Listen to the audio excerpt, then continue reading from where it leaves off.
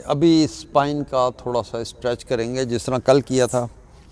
Rock and role यहाँ पे लाएंगे, अपने हाथों से थाइस को पकड़ेंगे अंदर वाली साइड से, घुटने के नीचे से, ठीक है ना।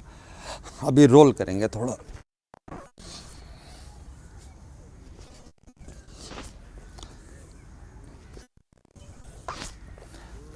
जी करें करें, ये स्पाइन को फ्लेक्सिबल बनाता है। अभी इसमें कोशिश कीजिए कि पाँव को मैक्सिमम पीछे लेके जाएं, जहाँ तक इन पाँव को लेके जा सकते हैं। लेग्स को सीधा करने की कोशिश करें पीछे। चलिए बस रुक जाइए जी, रुक जाइए।